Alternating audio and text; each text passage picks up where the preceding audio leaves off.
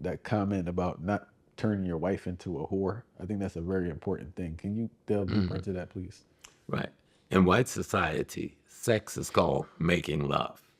That did not exist in African society. You did not see a woman as a sex object. Sex was something people who love each other and had, in front of the community, taken obligation for each other, did to produce the next generation. And so we, when we see a woman now, we see the physical attraction. And so we get attached to the attraction. And in that attachment and attraction, sex is at the center, the core of that. Where in Africa, the essence of God, recognizing the divine essence of God in a being, that's what your attraction was. First recognize, learning through your rites of passage training process, how to recognize the divine in you, and thus learning how to recognize that divinity in others. And that, along with purpose, would be what would bring you and the woman together. So many times men didn't choose their wife. Their parents chose their wife in an arrangement with another family. Sometimes this was done before either was born.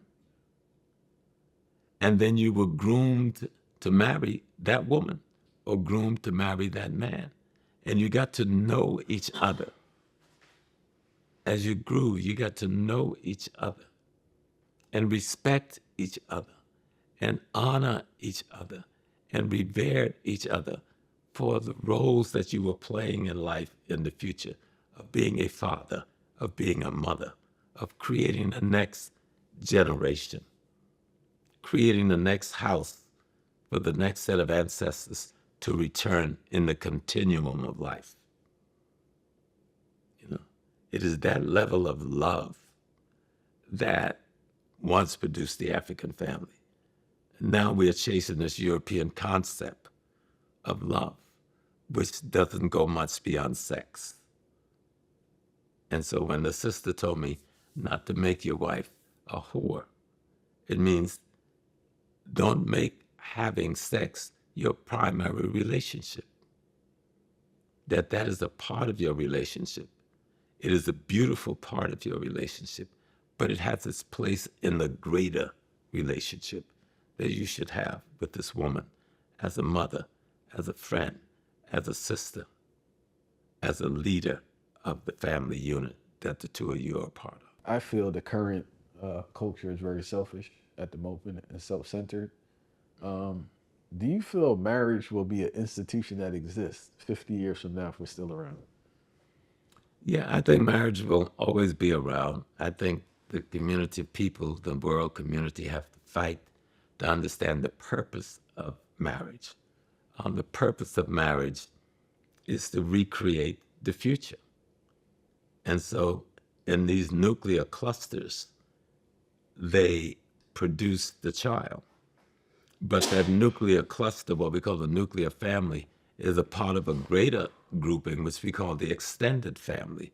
Once they've produced the child and nurtured it to a certain point, the extended family began to educate, inform, and instruct. And like you say, in your organization, aim to educate, inform, and inspire that child to then now replicate doing that same thing all over again. And so marriage was a way to find a commitment to keep some order and balance in that relationship. So when you get married, it wasn't to own one another.